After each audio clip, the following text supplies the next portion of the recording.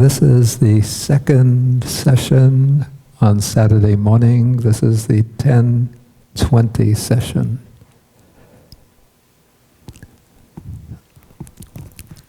Okay, so we'll continue with the explanation of the meditation subjects, and we are still in the section of the recollections.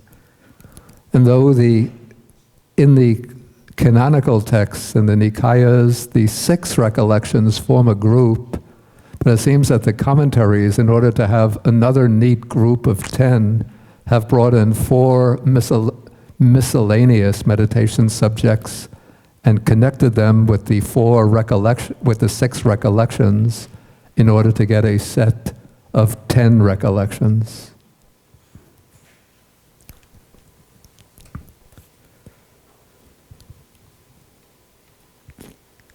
And so the next recollection is called the recollection of peace, Vipassana anusati. And this is a kind of reflective meditation on the qualities of nibbana. And so one would reflect, this is peaceful, etang santang, etang panitang, this is peaceful, this is excellent, that is the stilling of all conditioned things, the relinquishment of all acquisitions, the destruction of craving, dispassion, nibbana. And one turns over and over in one's mind the recollection of the qualities of nibbana, and then this brings a kind of stilling to the mind, the quieting down of the mind, and also an upliftment of the mind with joy and inspiration as one contemplates the qualities of nibbana.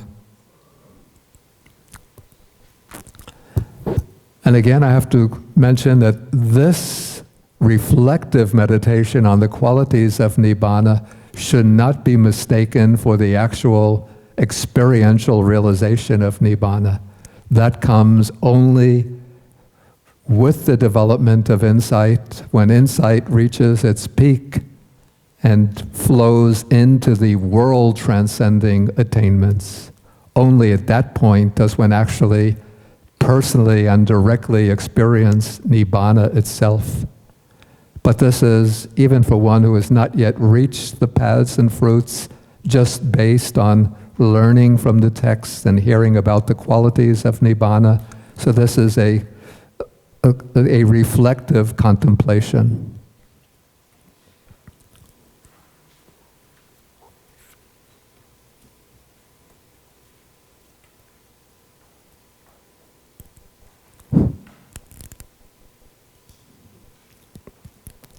Okay, then the next is the recollection of death. I think I mentioned last night that when I gave the 5 successive Saturday series program, 5 successive Saturday program on the 4 protective meditations, we had a medium-sized crowd for recollection of the Buddha, medium-sized crowd for meditation on loving kindness, medium-sized crowd for meditation on the parts of the body, but a full house for the recollection of death. Okay, so the recollection of death is reflection on one's own mortality. And in the suttas, we don't find a systematic presentation of the meditation on death, but just different statements are made about the inevitability of death and so on. And then the Visuddhimagga has collected these statements into one chapter or section on the meditation on death, which I found not to be organized according to any kind of, let's say, a systematic principle, but just bringing together the different references to the inevitability of death that we find in the Nikayas.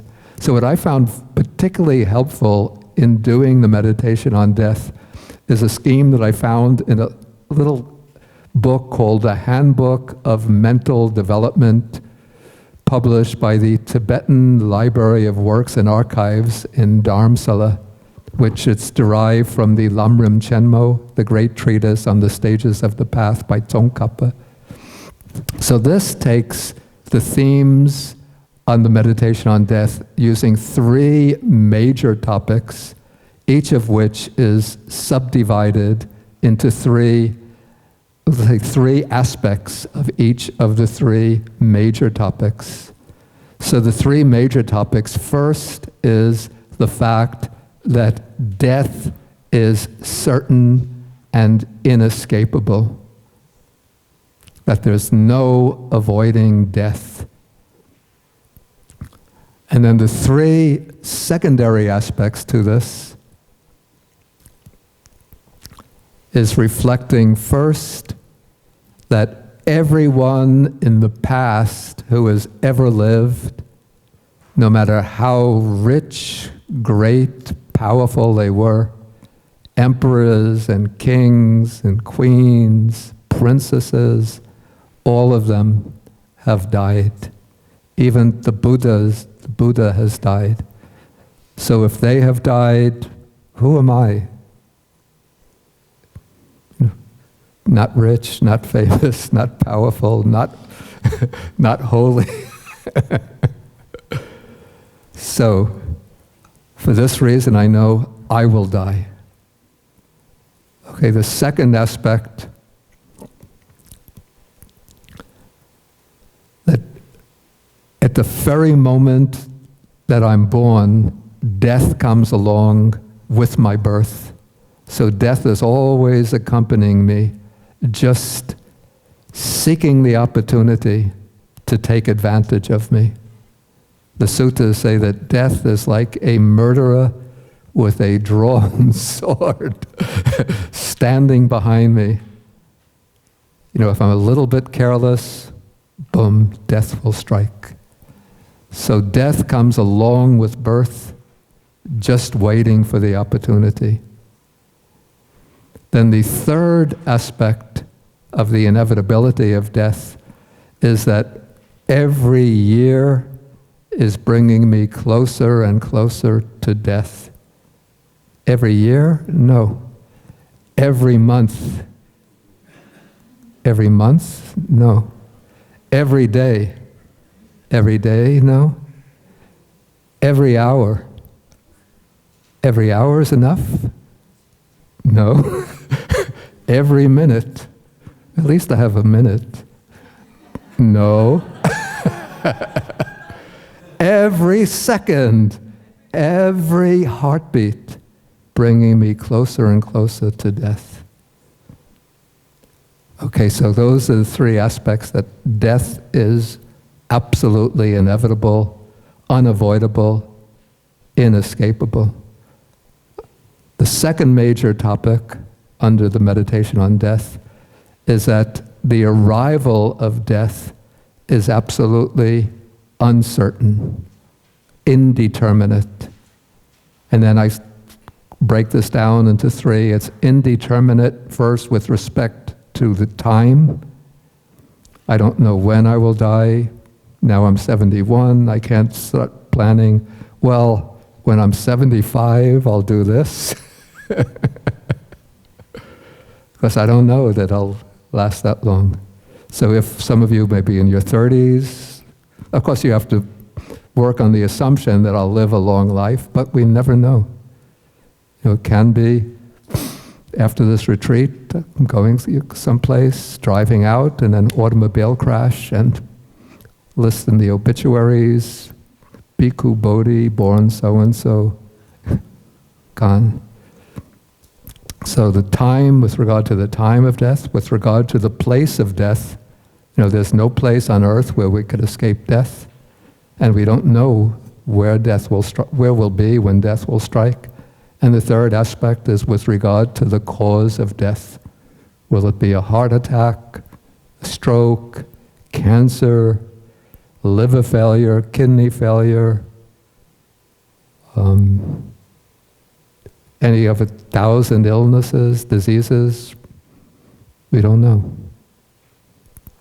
And then the third aspect The third major topic in the meditation on death is that when death comes, I have to abandon or leave behind everything.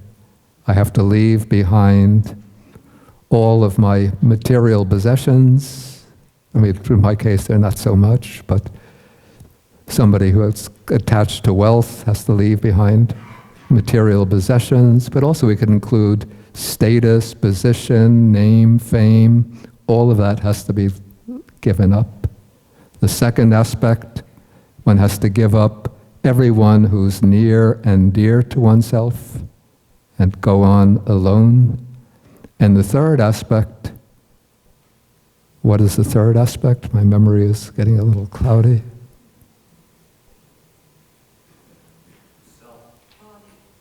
Right. Who said that? Oh, you were in the class, I think. One has to give up this physical body, but also what Chris said, also give up, we call the personal identity built up on the physical body. So all of that has to be left behind. And then the next major topic I bring in, a fourth major topic, when we go, the only thing we take with us is our karma, the imprints of our wholesome and unwholesome deeds, and our mental dispositions and tendencies. So the stream of consciousness flows on, taking the karmic impressions and the dispositions or tendencies of character. Everything else, gone. Okay, so that is the meditation on death.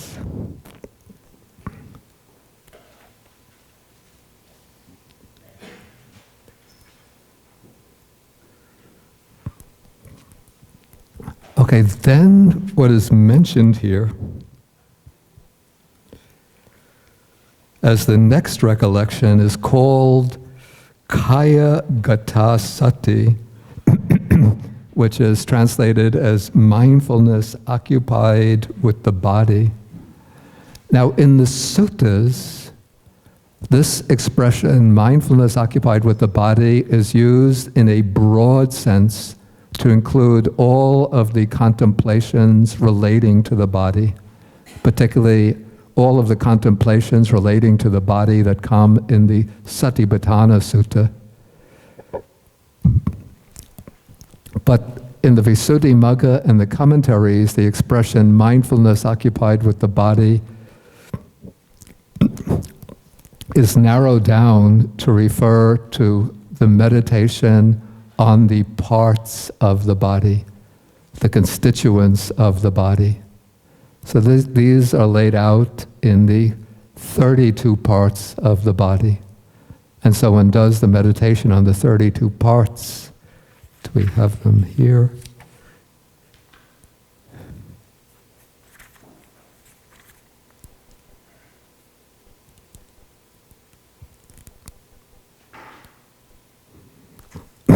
Yeah, here it's just abbreviated with an etc. So now I have to challenge my memory. Okay, so it's hairs of the head, body hairs, nails, teeth, skin.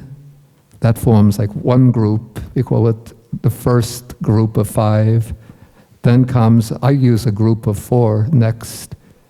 Beneath the skin, sort of one mentally cuts open the skin and opens up the body to one's mental vision to see the muscles extending throughout the whole body from the head down to the feet, the muscles, the sinews, which are the tough tissue which binds the bones together and which binds the muscles to the bones.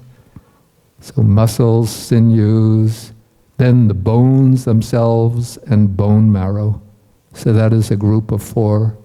Then comes a group of 6, kidneys, heart, liver, diaphragm, spleen. I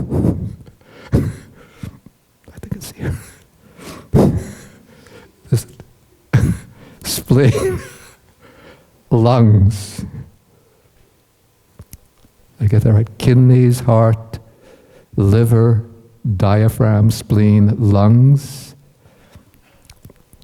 Then next, I think it's a group of 5, intestines, mesentery, stomach, fecal matter, and the brain.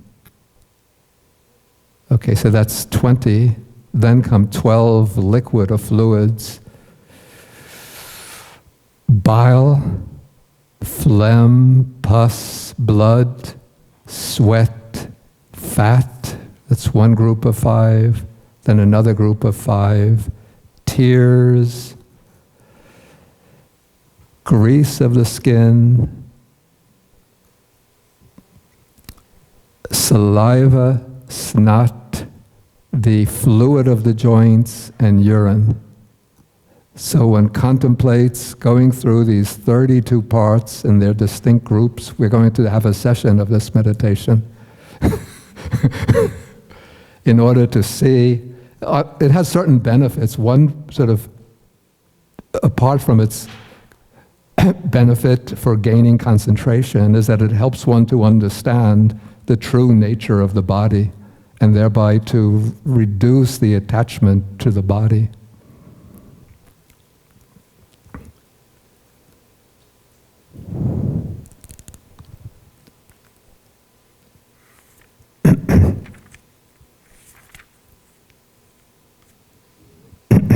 Okay, and then the last is mindfulness of breathing, which, though it's included amongst the 10 recollections, is such a big meditation subject that in the Visuddhimagga it has virtually a whole chapter to itself.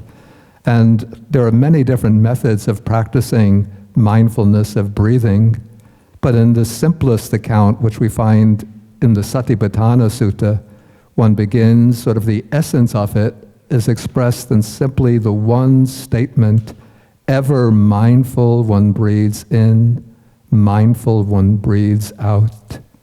Always mindful one breathes in, mindful one breathes out. But the commentaries have elaborated upon this in certain ways, and they explain it in terms of counting, following, touching, and fixing. Those are sort of the 4 key terms. So counting is simply counting the breaths, counting the in and out breaths. And the Visuddhimagga explains different methods of counting. I myself, when I started meditation many years ago, I used the counting of the breaths. But after a certain time, I discarded the counting and I haven't returned to it. And even when I explain mindfulness of breathing to beginners, I don't use the counting, because I find that it gets people's minds too much entangled in following numbers rather than the breath. But rather, I prefer to go directly to the next stage, which is called following. And that means observing the breath as it comes in, as it goes out. And according to the instructions within the Theravada tradition, one doesn't follow the breath inside into the body, going from the nostrils down to the windpipe, down, following it down to the belly, and then out. But rather, the attention should always be focused on an area around the nostrils, slightly, it could be slightly inside the nostrils, below the nostrils, on the upper lip, wherever one feels the distinct sensation of the breath coming in and going out. And so one follows the breath there, in breath, out breath, in breath, out breath, keeping the attention in that area where one can experience the breath most distinctly. The Visuddhimagga cites a simile for this, a simile, actually 2 similes. One is the simile of a gatekeeper. In ancient times, the city would have a wall or rampart around it, and there would be a gate, and the gatekeeper is responsible for who comes into the city and who leaves the city, to make sure that enemies don't infiltrate. And so the gatekeeper just pays attention when people come into the city. He sees them come in. When people go outside the city, he sees them go out. But he doesn't depart from his position at the gate in order to go out when somebody is coming, to go out a few hundred yards to greet them. And when they go into the city, he doesn't follow them into the city. And similarly, when they're leaving the city, he doesn't follow them on their journey, but he just sits by the gate, watching the people coming in and out, in and out. We don't have cities with gates, gatekeepers anymore, but maybe this can be like, I'm trying to think of a modern example. Do we have somebody who sells tickets at a movie theater? Or am I still living in the 1960s? Anyway, you can understand the image. Okay, the other simile that the Visuddhimagga uses is that of a person sawing a log of wood. So he has the beam of wood laid out in front of him, he has the saw, and he's sawing back and forth, but he keeps his attention fixed at the place where the teeth of the saw are cutting away on the beam of wood, the piece of wood. He knows that the saw is going back and forth, but he doesn't pay attention to the saw as it rises up or as it pulls back, but his attention is just at the place where the teeth cut into the wood.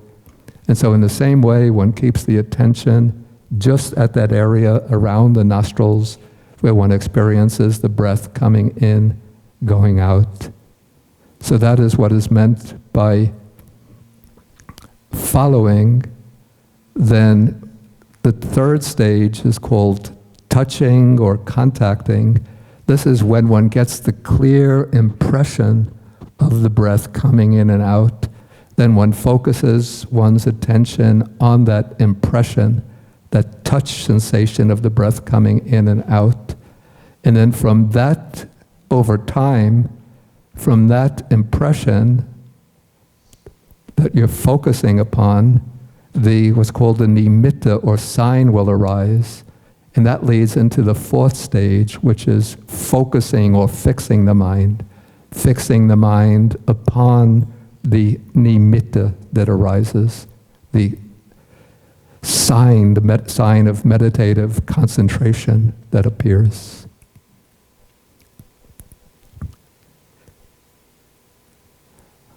Okay, so this takes us through now the 10 recollections.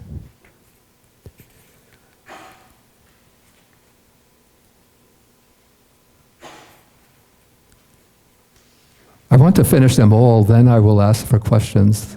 And then tonight we could have a bigger session of questions and answers, a longer session. Okay, now comes another group. This is a group of 4, which are called here the 4 illimitables, or the 4 immeasurables. In Pali, it's the appamanya, that which cannot be measured, because these meditations are to be extended immeasurably, appamana, until they extend to the entire universe. And these are also called Brahmavihara, the divine dwellings, because these are supposed to be the states in which the Brahmas, the super divinities, pass their time. So these are loving kindness, compassion, altruistic or appreciative joy, and equanimity.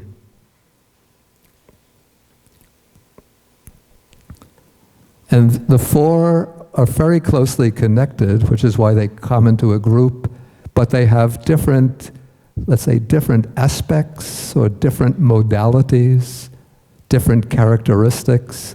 So metta, what's translated loving kindness, is the wish for the welfare and happiness of all beings. And so the particular emphasis in loving kindness meditation is wishing for all beings to be well and to be happy. And one could break that down in different ways, the way I did last night. So I had well, taking to be physically well, to be healthy. Then sukhiho, to let them be happy, that's happy in mind. Then since there's so much destruction and violence taking place today, an aspect that sort of entered into my own practice is the wish that beings be safe. And then we want people to feel satisfaction when they're engaged in fulfillment, when they're engaged in wholesome activity. So I add the wish, may all of their good purposes be fulfilled. So all of these are different, you say, different aspects, different dimensions of loving kindness, which brings together, I'd like to use these two words rather than goodwill or benevolence, because it brings together what I take to be the two aspects of metta. One is a loving concern for others, and the expression of that loving concern in kind deeds.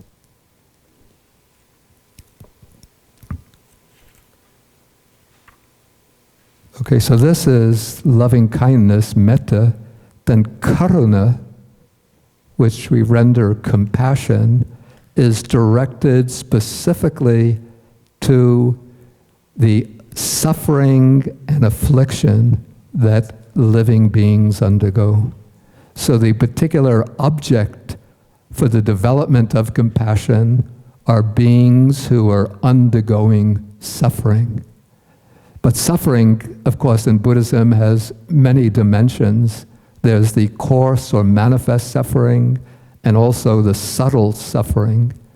But at a practical level, one begins with taking beings who are undergoing the manifest or evident forms of suffering. So I would take those who are afflicted by war, by extreme poverty, by hunger, by the ravages of climate change, losing their homes, their homelands, their families, and then directing compassion towards them, which arises through identifying with them, feeling their own suffering as though it were one's own. And then extending this, as one develops it, to the subtle suffering. This would be the suffering of those who might be in positions of power, prestige, success, apparently, but who are engaged in unwholesome activities motivated by defilements because they're creating suffering for themselves in the future.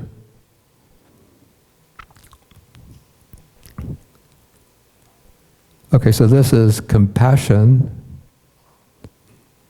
And then comes the quality called mudita, which is translated altruistic joy. And this is rejoicing in the success and good fortune of others. But ideally, it should be success achieved in wholesome ways. Not, say, some businessman, by knocking out his competitors, gets to exercise a monopoly. With somebody who has 7 homes, gained it through illegal manipulations on property rights and so on. So we want to rejoice in those who have achieved success and fulfillment in good, wholesome ways. And also, mudita includes rejoicing in the good qualities of others. So when one sees people who have generosity, virtuous conduct, who are helpful to others, who have vast knowledge, who are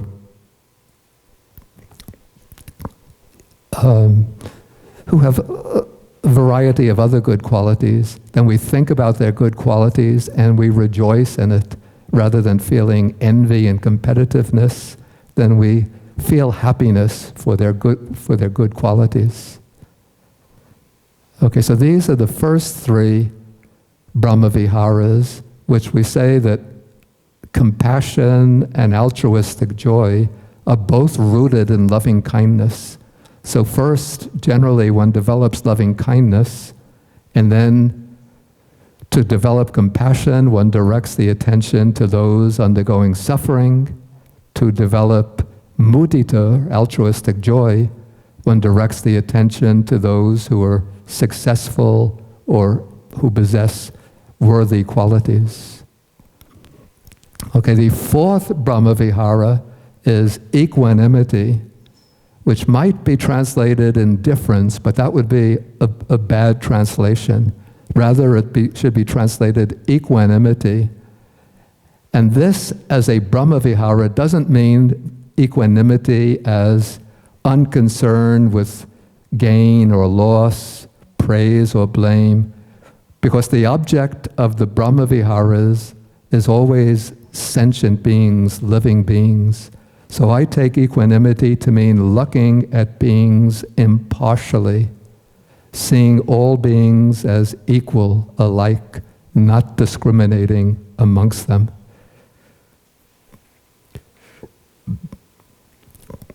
And so the way it's explained, it's said to be a state of mind that regards others with impartiality, free from attachment and aversion. The impartial attitude is its chief characteristic, and it is opposed to favoritism towards some and resentment towards others.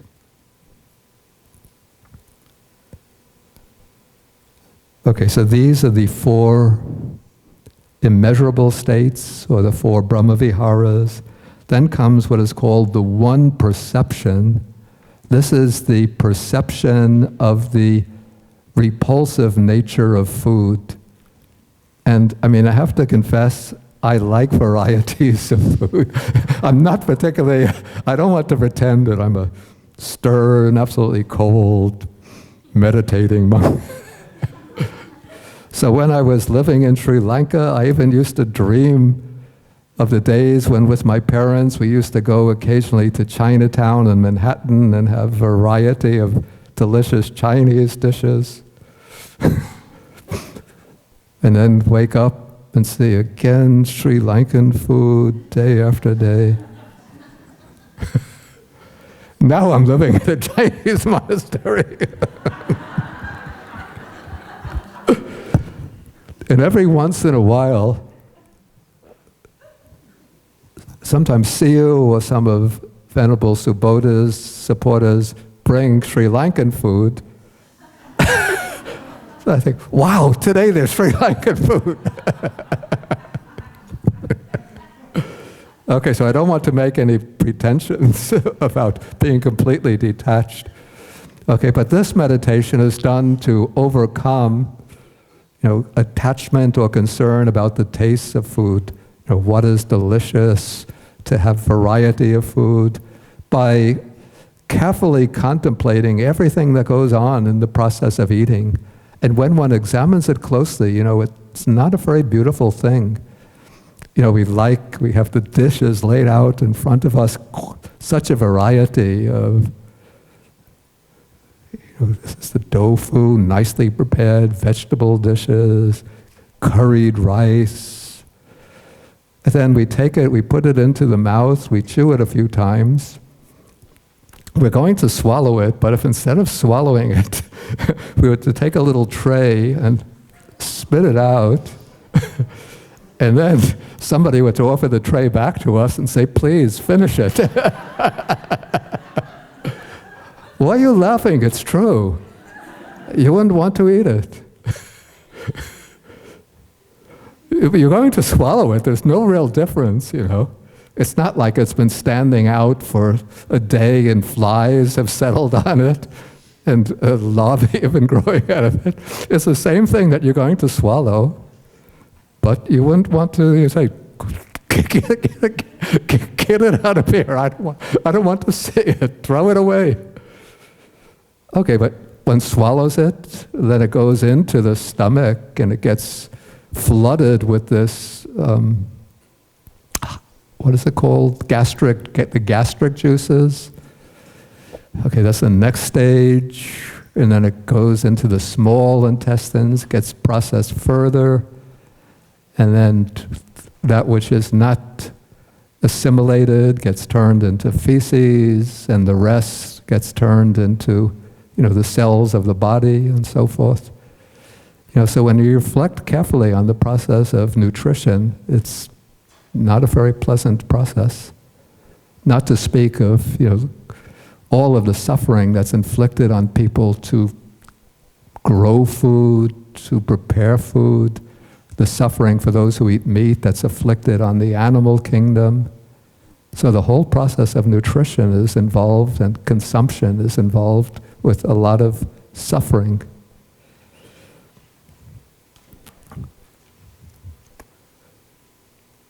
Okay, so that is the one perception. The one analysis is the analysis of the body into the four elements. And this can be done briefly for those, that said, with sharp mental faculties, by discerning the distinctive quality of each of the four elements. So each of the four elements has its distinctive characteristic or characteristics. So the earth element has the characteristic of, let's say the primary characteristic is that of hardness, but the contrast with hardness is softness. So these two form a pair. Hardness and softness manifest the earth element, but also roughness or coarseness and smoothness also display the earth element. And heaviness and lightness also are two modes of the earth element. So we have hard and soft, rough and smooth, heavy and light, show the earth element. The water element, this is where I disagree with the Abhidhamma. They say that it can't be experienced, it can only be cognized mentally. But for me, let me take a sip of this tea. Certainly I'm experiencing wetness, not just some combination of the other primary elements. So I would say wetness is the primary characteristic of the earth, of the water element. Wetness and flowing or oozing is also a characteristic of the water element. The fire element is manifested as heat and cold. And the wind element is manifested as, according to the commentaries, distension, that's expansion and motion. But in my opinion, one could see the air element most distinctly in expansion and contraction.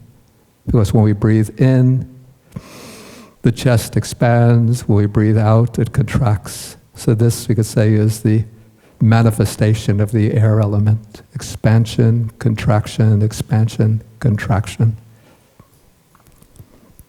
Okay, so those with sharp faculties can attune the mind to these characteristics and then observe the whole body in terms of those characteristics. Okay, those with less sharp faculties or ordinary faculties contemplate the elements by taking the parts of the body that represent each of the elements. The earth element is seen most clearly in head hairs, body hairs, nails, teeth, skin, the other hard parts of the body, the organs, the bones, the muscles. The water element is seen in the fluids of the body, blood, sweat, tears, urine, the saliva. The heat element one sees in the hotness and coldness of the body, and the air element, and also it said that the heat element or fire element is that which makes the body age and grow old and turn old. And then the air element is seen is seen in the winds of the body. It's said in the upgoing winds, downgoing winds, the winds of the belly, the bowels, the lungs, and in the in and out breathing. So there we could see the air element.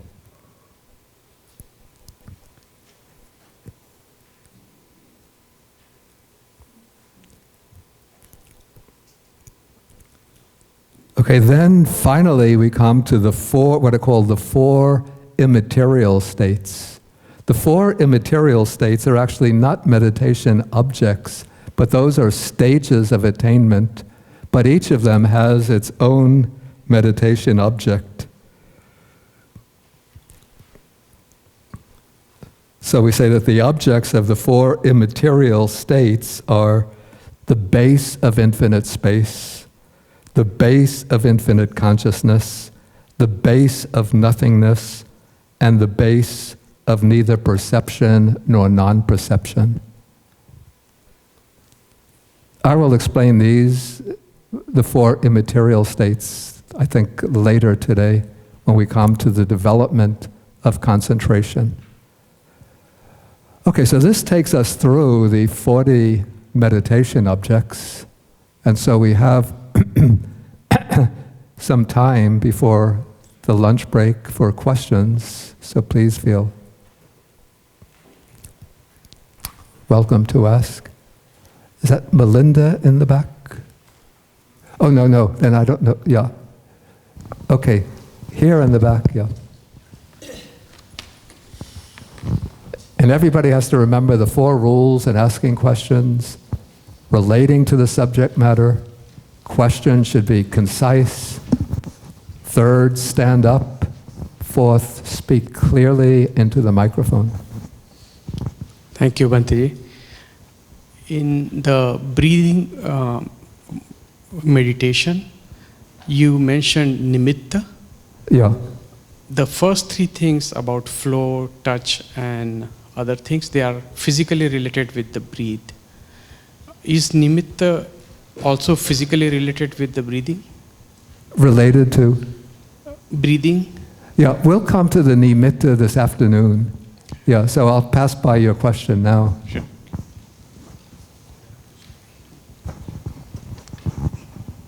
Okay, in the back? Yeah. And then somebody, was it Ed? Okay. And good also when you stand up if you say your name, so then I will know the names. No, it was over here. Wu Lin? Here, please. Here. Okay, so Ed, you go first, then you go after. Must have a problem with my neck, not turning around. Bhante, respectfully, I'm reflecting back on mudita Yeah. and upekkha and thinking back last night to metta. It seemed to me in mudita, when we're rejoicing for somebody's success, you said hopefully somebody who's done this through wholesome means, good means. And in metta, I missed last night one of my formerly most difficult parts, which is wishing goodwill towards your enemy, or perhaps more properly said, difficult person. Yeah. Yeah, I deliberately didn't want to include that on the first night. I thought maybe that was the case, but these, and particularly the mudita, is sort of sets a value judgment. I mean, I sort of learned if somebody beats you out for a job and you think that you deserved it, and she got the promotion, wish them good. You know, I mean, that person will be happy for their. So how does if there is a value judgment set somewhere in here, how does that work with equanimity? I mean, do we want to remove all value judgments for wishing goodwill to people, for wishing happiness and joy at what they perceive as a success? Do we try to remove that value judgment from the meditation, or should we think about letting it be influenced by what we believe is wholesome and unwholesome? You have to formulate the question more concisely. I'm not Okay, getting I'll it. do my best. Yeah. Let Keep me, it very concise. okay, let me think about mudita and only mudita. If we're thinking about mudita and rejoicing at the success of another individual, should we overlay that with whether their success is due to wholesome actions and unwholesome actions, or ignore the source and only consider their success and their happiness about it? Well, I explained in mudita we're rejoicing only when they achieve their success through wholesome actions. Okay. Yeah. I just wanted you to clarify. Yeah. Yeah. It does involve some kind of value judgment, but it's the value judgment that we make. Okay, thank you. Where'd you go?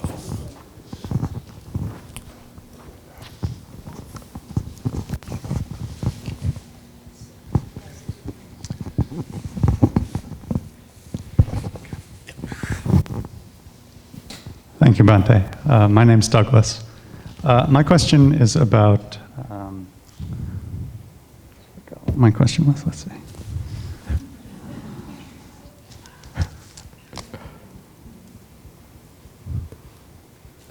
Okay, you think about the question, then we'll take... Oh, I found it. Okay. Found it. Okay, my question is about the recollection of death. What does the Buddha sort of intend for the outcome or the desired? In other words, is that recollection intended to create a sense of urgency or a sense of disenchantment, or is there a particular aim that the Buddha is pushing us toward? Yeah, I would say that there are several benefits that come from the meditation on death. I think I tried to group them into 4 benefits, sort of based on the teaching. One is that it helps us to organize our priorities in life, since when we recognize that death is inevitable, then we see that we shouldn't waste time on trivial things and distractions, but devote our time, what time we have here, to things that we consider important, valuable, fulfilling. The second benefit is that it reminds us that since we have to leave this life and move on to a next life, that we should engage only in wholesome actions and try to avoid unwholesome actions that will lead to an unhappy rebirth. The third benefit is that it stirs up a sense of urgency, since we see that death is inevitable, so that sort of encourages us or incites us to devote ourselves more diligently to the practice of Dhamma. And then the fourth benefit is an extension of that sense of urgency, since we see that we have to die again and again and again through samsara. That intensifies the sense of urgency, so that we become even more, so that it promotes that sense of renunciation. Yes, please. No, I think you should take the microphone. Hi, thank you, Ron Buki. I think... Your name is? My name is Sally. Sally. Sally? Yeah. Okay. Through this, I learned that there are a lot of meditation methods. Before, I almost used Anapana. And now I'm thinking, if that's when people choose meditation method, they can choose whatever can solve their problems. For example, whatever can solve their problems in reality. For example, if someone has a lot of discrimination, they can use the Upaka, or someone very sila is not that good, they can use follow the sila. Is that or Anapana is only to calm down the mind? Okay, So, your question touches on a topic that I'm going to be dealing with in the afternoon, so we'll postpone an Thank you. answer. Yeah. Yes?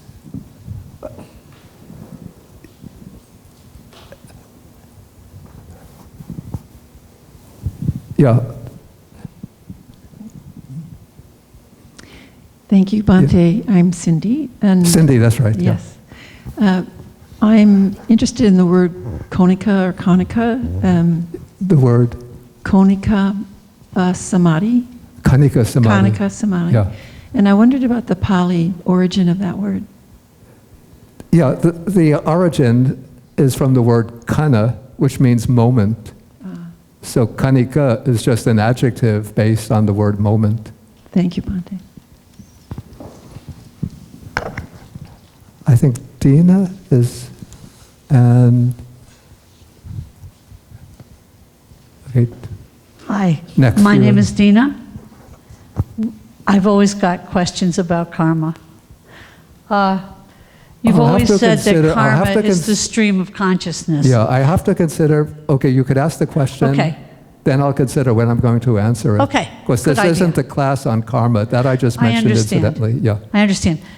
You explained it before as you take with you your stream of consciousness. Yeah, But today you added something else, yeah. your tendencies and dispositions. Yes? I didn't add that only today, I've always explained it that way. I've never heard, I guess I've just never heard it before, and I Yeah. wondered what that meant, It's just that we form various habits or we have different tendencies of character that we develop through our activities in this life. And so those create certain dispositions to behave in the same way or in similar ways in the future life. So I think those tendencies are not completely lost. If they were, then say if I devote myself to a lot of good actions now, developing, say, we call the paramitas, generosity, virtuous conduct, patience, and then I die and all of the effort just goes to waste. And if I don't take those tendencies, then all of that effort here just goes to waste. So whatever I develop in this life will be preserved in a kind of dispositional form in the next life. Thank you Which doesn't so mean much. that character doesn't change, it does. Thank you. I think we had first, and then you go after. Thank you, Monday. My name is Ivy. Ivy, okay.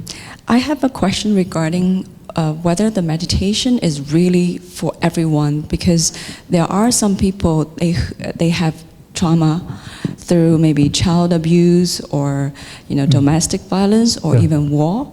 And when they practice meditation, sometimes their emotion has been so Yeah, strong, yeah. and it's difficult for them to continue. So do you think meditation, all those meditation methods Yeah. are really the answer for those people? Yeah, that's a very good question. I'm not sure that I'm at all the best person to be able to answer that, but I would think probably that meditation is not advisable for everybody. And it's not really taught, the Buddha didn't teach meditation as a cure-all for all of the problems of life, but he taught it for those who are seeking the higher mental development, particularly those who are seekers of enlightenment and liberation. So I know that there have been people doing work with mindfulness, like mindfulness-based stress reduction, to help people suffering from chronic illnesses, and also extensions of that mindfulness into psychotherapy, helping people with psychological distress and traumas and so on. So perhaps some adapted form of mindfulness can help people suffering from conditions like childhood trauma or war victimization, rape victimization, and so on.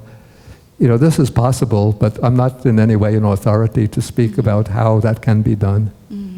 Okay, thank you. And we cannot leave out our friend here from Syracuse, is it, or Rochester? Right. Thank you, Bandy. My name is Min. I have a question. You're Ming, that's right. Yeah. I have a question about the equanimity. About equanimity. Yes, equanimity. Because like we see the world, like we have ISIS, we have some political figure, kind of every day you hear the news, it kind of irritated the any hate feeling of myself, actually. Something I really don't like. How I can practice equanimity, see, okay, ISIS or Trump, they are all good. They are all equal. Wait, ISIS or what? Oh, Trump. I mean, how to practice equanimity and then do not raise this kind of, hate, not hate, it's irritated feeling. Yeah. I think maybe what you should be asking is how does one practice maybe loving kindness towards those who are inflicting such harm on others, and maybe how does one practice loving kindness to Donald Trump? Is that what you're really driving at, or equanimity? I think equanimity is kind of like a supreme view, see everything equal, every people equal. I see, yeah. No detach and no avoid, that kind of but I think, how to practice. I think this is the way I would see it. One has to use, in a sense, two standards here, what I would call an ideal standard and a practical, realistic standard. So, from an ideal standard, one could even think that these people in ISIS could just, and actually quite a number of them, have been born in Western countries and grown up in Western countries. So they could have been my neighbors, they could have been my school friends, but just coming under bad influences, and maybe because they're from Arabic backgrounds, when they see what's going on in the Muslim countries, their passions are inflamed, they've taken that particular course. And so one could consider that they are the products of their conditioning. But I was first speaking about the two standards. So the ideal standard, one doesn't pay attention to like the practical consequences of their action, but one tries to see them as just human beings, just like oneself, who wish to be happy, to be free from suffering. And they're taking this very disastrous, unwholesome, engaging in this very unwholesome, disastrous behavior by which they are creating the seeds, the potential for terrible suffering for themselves, not only for others. So in this way, one could sort of dispel the antagonism towards which one might feel towards them. So this is an ideal point of view. And then one can, on that basis, one could develop either compassion towards them or equanimity towards them. But on a practical standpoint, it doesn't mean that one is indifferent whether ISIS continues to grow, to thrive, to flourish, and takes over Middle Eastern countries. But one recognizes that there's a need to find some way to, to curtail and stop the activities of ISIS. And I'm not going to say that military policy is the wisest way to do that, since it seems to have the opposite effect. But one sees the need to do something to stop them, and also the need to, I'm not supposed to make political pronouncements, but to stop Donald Trump from becoming president of the US. Uh-oh. Thank you so much, Bandy. Fortunately, it's time for lunch, so we don't have... Yeah, you were going to say something. One more, then we have to break for lunch. Thank you, Bante. My name is Elena, and I have a request and a question. Could you please repeat the title of the manual on death meditation that you mentioned before? The one that I found on from the Library of Tibetan Works and Archives? Yes. Do you happen to know the name of that? Excuse me?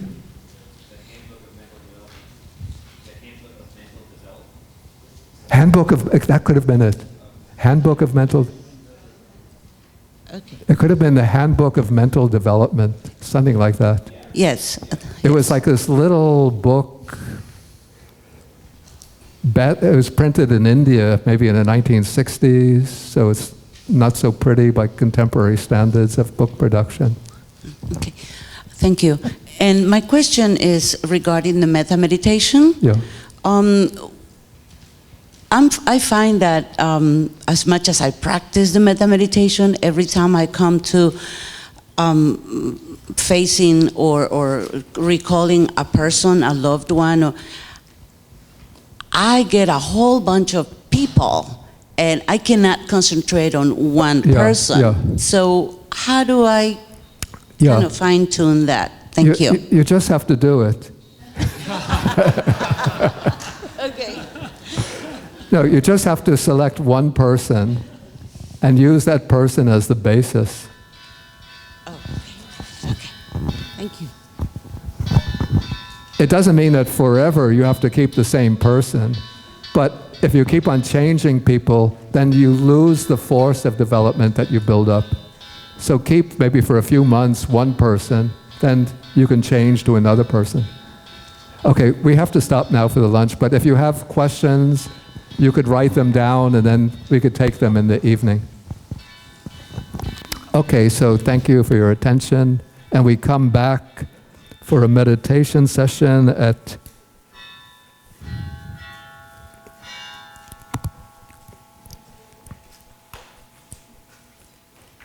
1:40 p.m.